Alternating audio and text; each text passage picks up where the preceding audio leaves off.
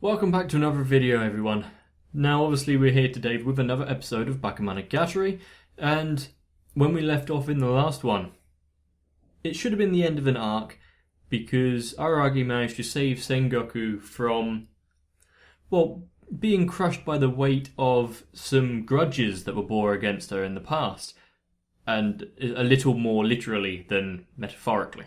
Now we've got a fair few episodes left of Bake, and by that logic we should have enough room to cover several storylines, at the rate that they're going through them at least. And we have several characters that are left to be explored, so hopefully we'll be moving on to someone else and seeing what that's all about. Now hopefully I'm doing alright and keeping up with the speed at which Bake gets through a lot of its exposition and information that it has to give out. Obviously I'm going to be slightly behind in terms of certain aspects because I don't fully speak Japanese and kanji still remains mostly a complete mystery. And that is where some more intrinsic details lie. But if you've reached episode 11, you're in for the long run, so let's get on with it already.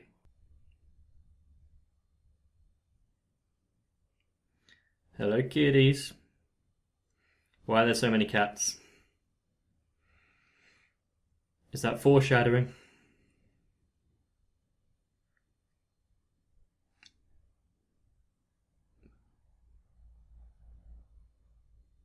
Okay, yeah. Well, she's got a complicated family history.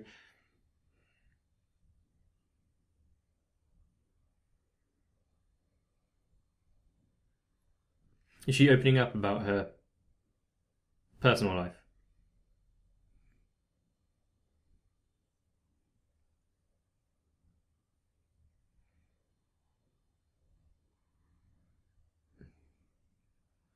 Oh dear. I can see where this is heading.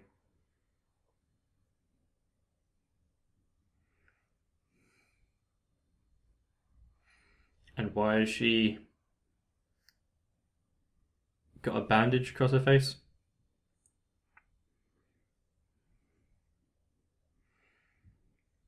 She seems to be taking a lot on her shoulders.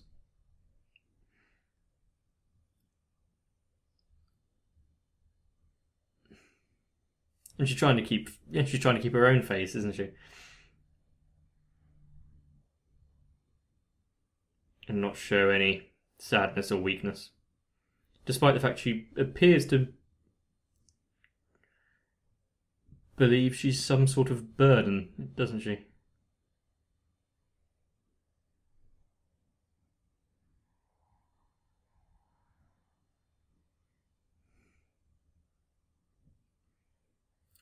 And stays away from home as much as possible, as we learned previously.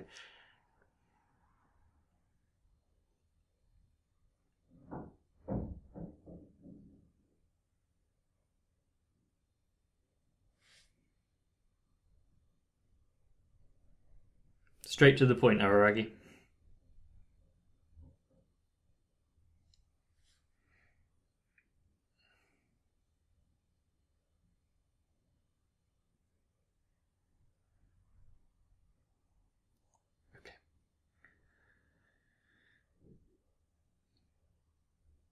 Is she trying to excuse...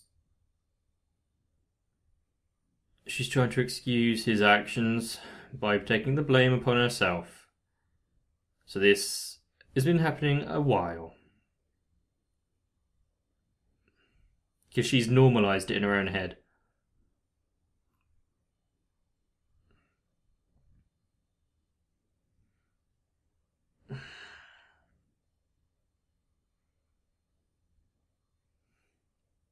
And this one actually angers me, because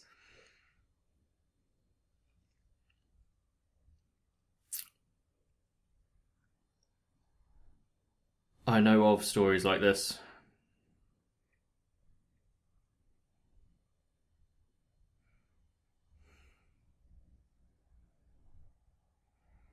So you reached out to Araragi, the one who tries to fix everything, The only problem is this one isn't particularly supernatural.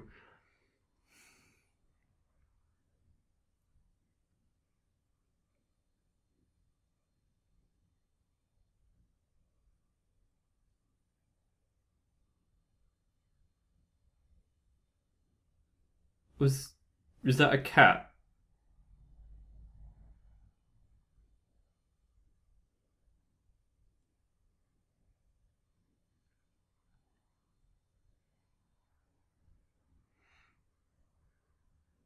Well, that's obviously symbolising something. Let's turn this up for the song.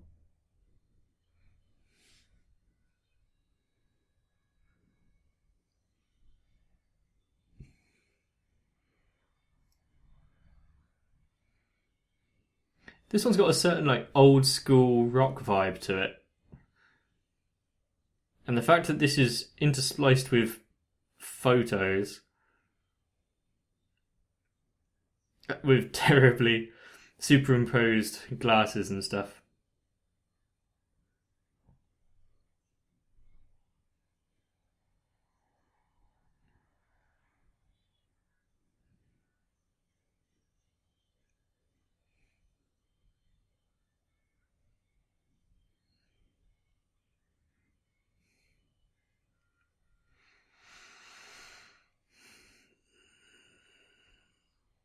This is not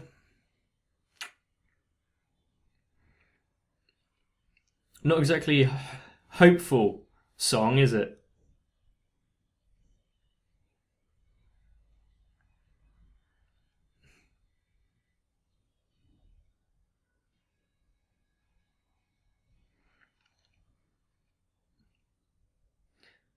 Sounds like one of those songs that you'd listen to after a certain phase in childhood.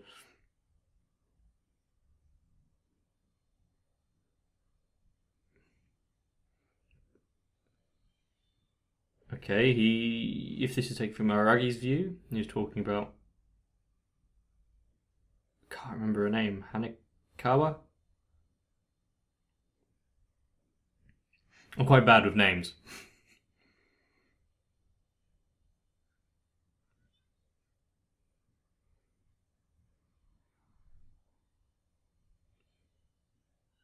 Ow.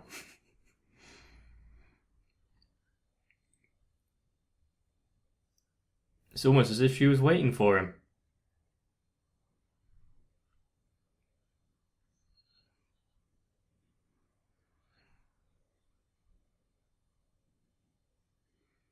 She ran off. That's Kangaroo.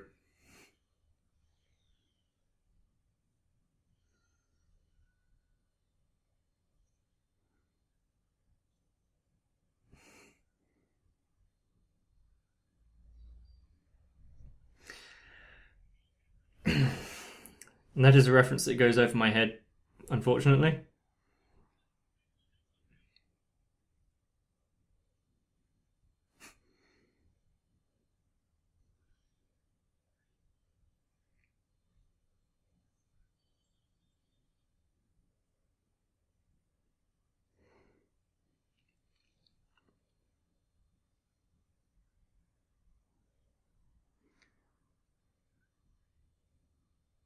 Of course, he's going to help.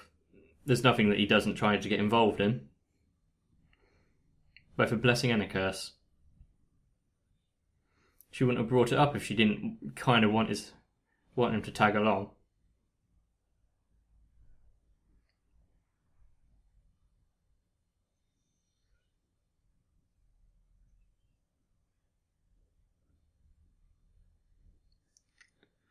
She was talking. Yeah, she was talking about the borrowed clothing.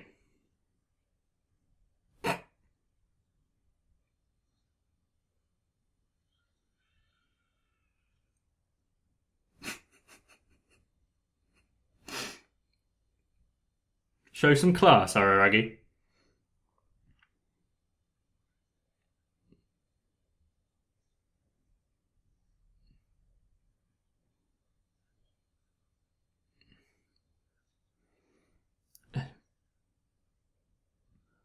What interactions has she had with Shinobu?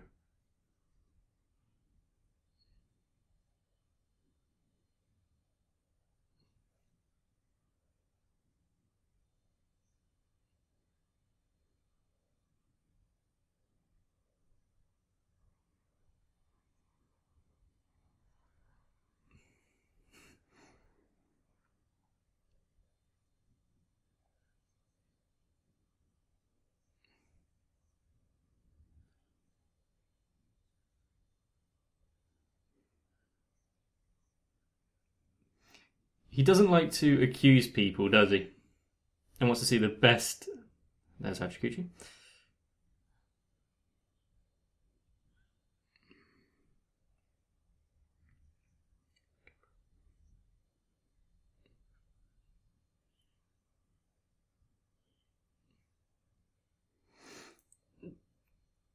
To be fair, it's only really him and maybe Camberu that she can really talk to about the random BS that she's had to go through. Also, why is he nestling, is that the word? His neck with the swimsuit?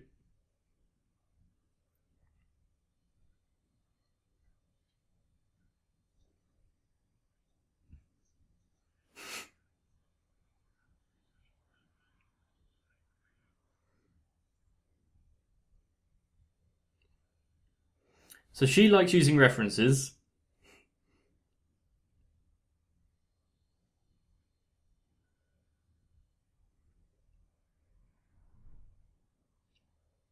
Why is he trying to play with her hair?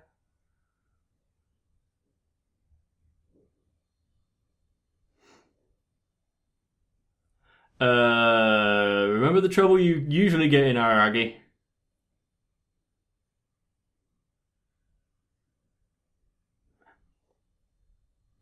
Why did she move away from the hair but let him touch the skirt? Priorities.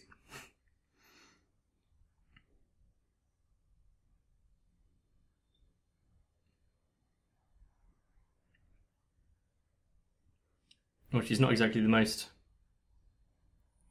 friendly on outward appearance, is she?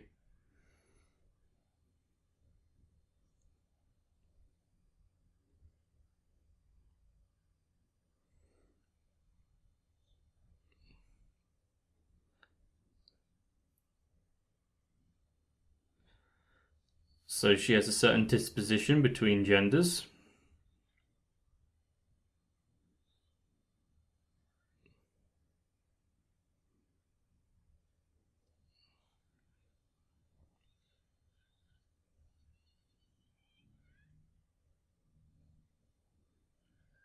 What was that interaction? Bye.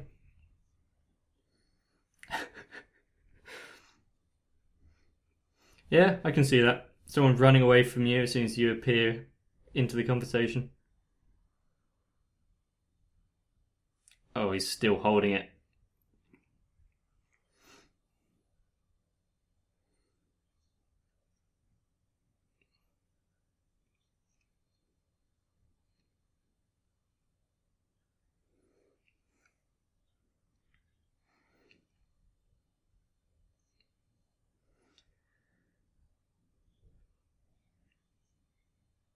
Why does it keep glancing back to his hand?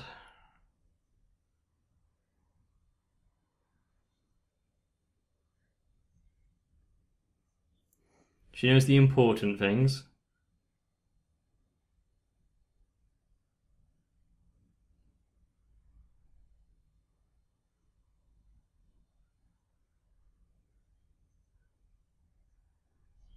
That's jumping to some conclusion if her questioning was going where I think it was.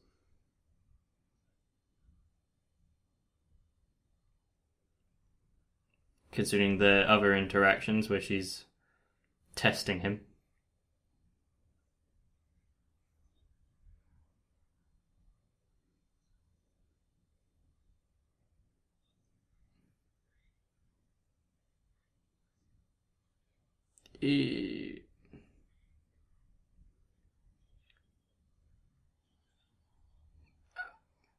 Well, we haven't really had much interaction between the two, despite their so-called relationship.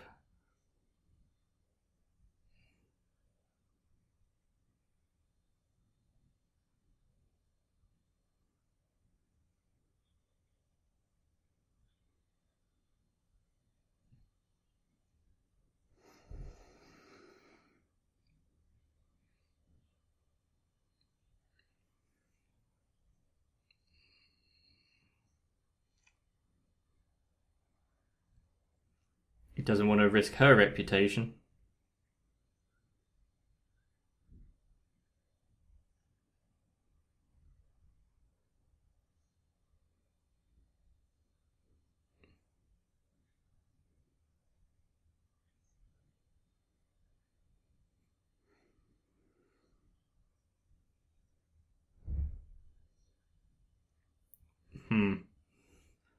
There are also varying degrees of lie, so.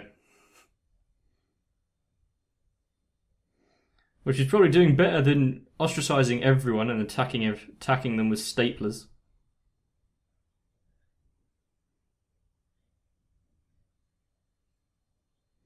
Yeah, and guide her on the right path.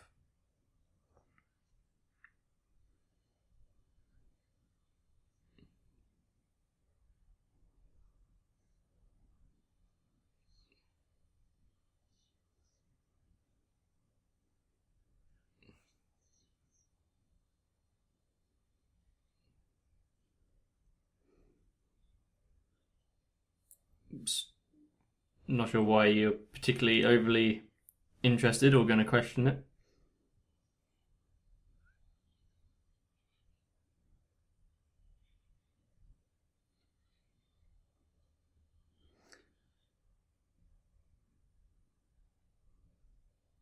Even her hair tie's changed.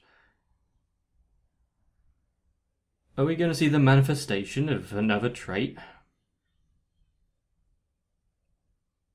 It's more than a headache if you start to sweat.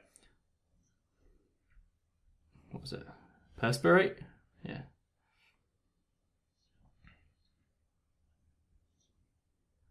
Mm-hmm. Okay, so he's already dealt with her issue.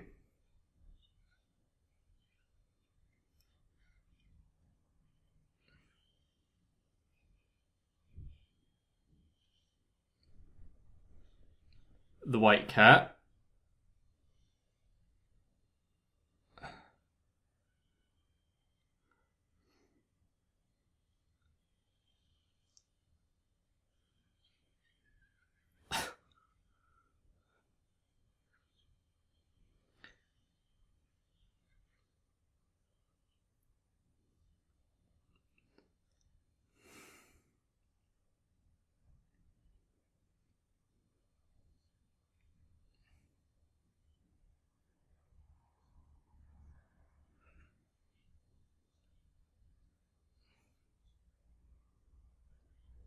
Wow, okay.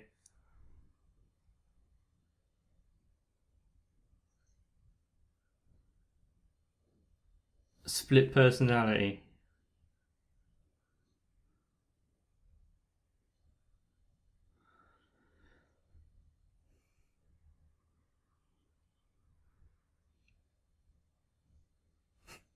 Was that a direct reference to Shinobu?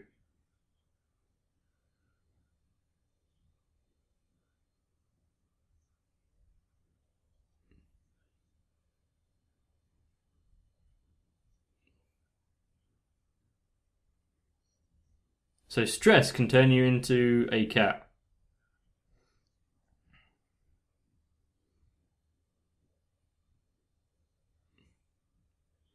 I'm surprised there aren't more Nekos running around if that was the case. Family.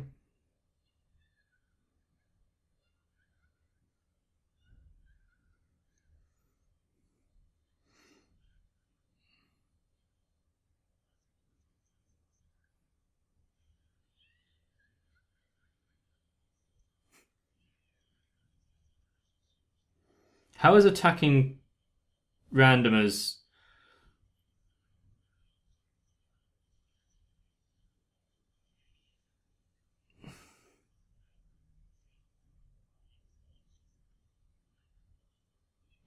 Okay, for what purpose? How does that help with stress? Oh, okay, so that wasn't a crime... Well, I guess it was a crime scene, but...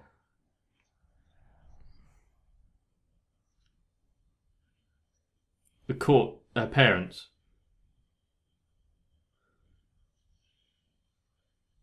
Well, it makes sense the first people she attacks... Yeah.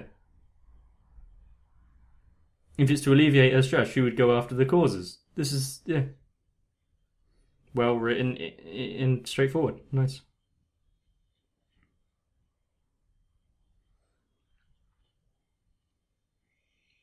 Though I wonder if her attacks just start becoming indiscriminate.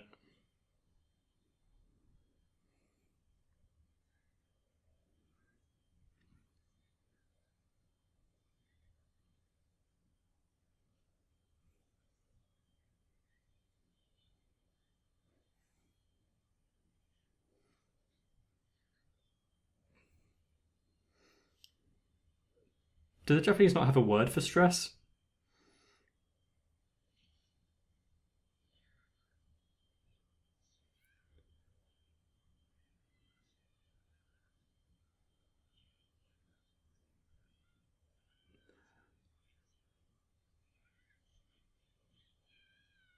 So Shinobu took out the cat. Is this before he was attacked and became a vampire then? So basically it's the origin story of both of them.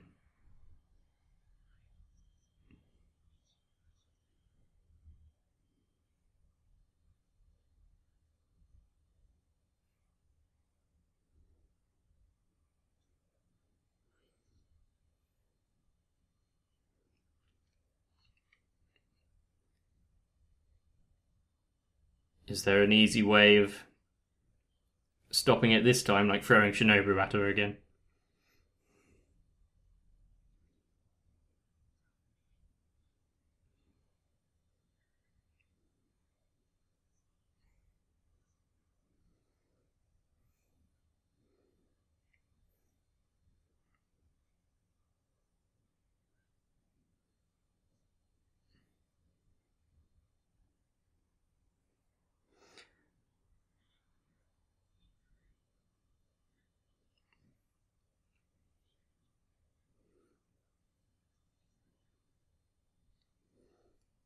Also, what is the current status on her hospitalized parents? Are they out now and back to their ways?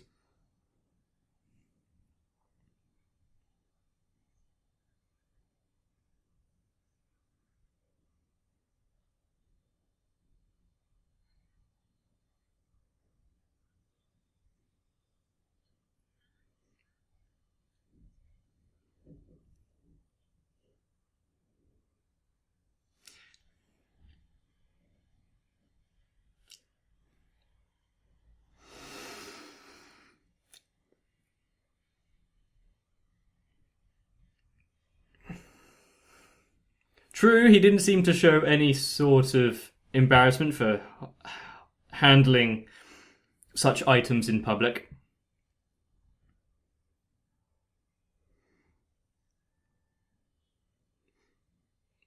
Especially in a culture as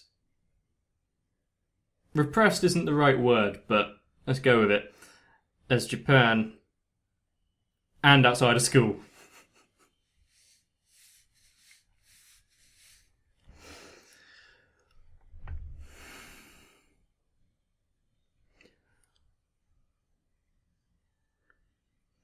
They're handling it a lot differently in this episode, though. We've already sorted out Hanekawa's problem.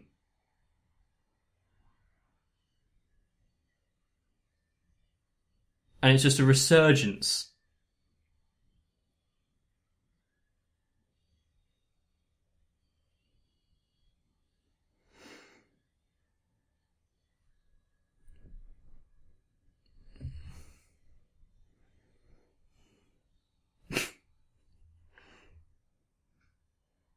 Now, I already know that Monogatari has a fun way of handling time frames, but now we are doing skips mid-episode, which is... have they really tried this type before? Having it so we've already... how Aragi has already solved the issue. Well, we didn't really do much that time, but... And now it's trying to keep it from happening again. And instead of overcoming a spiritual problem, it's now stopping the physical problem from manifesting in a spiritual way. Her backstory is one that is all too common. And the fact that, she normalised it in her own mind and took the blame upon herself shows that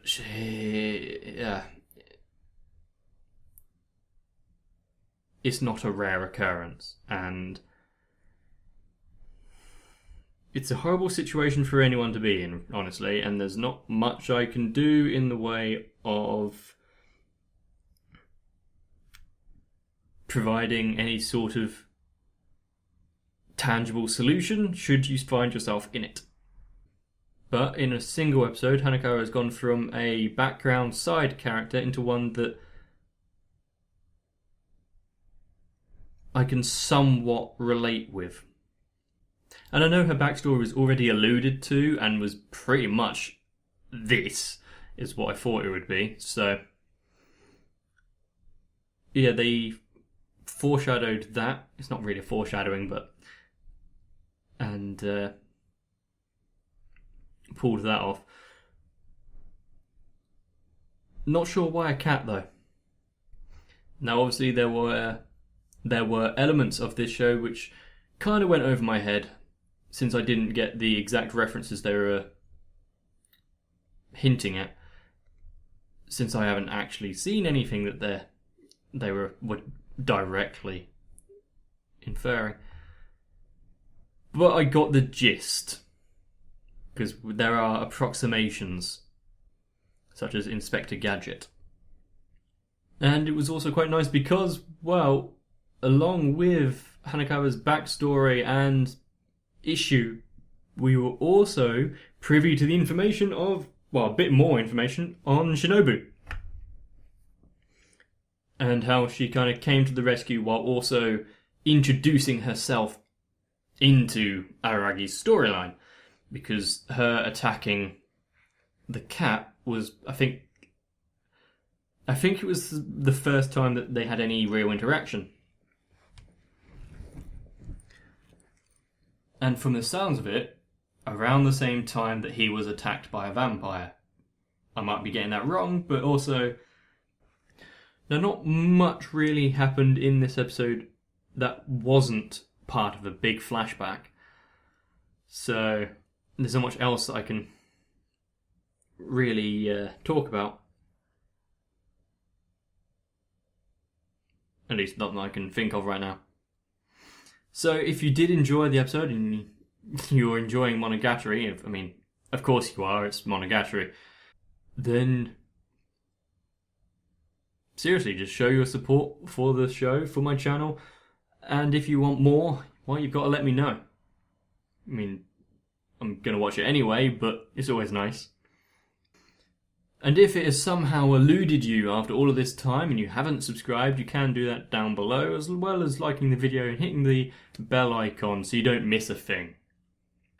Well, now, of course, I'm enjoying Monogatari, and it is great. There's quite a lot about it that I can just really like, and a lot has went into the production of Bakemonogatari, and it's not just a case of trying to get a story across. They are trying to get as many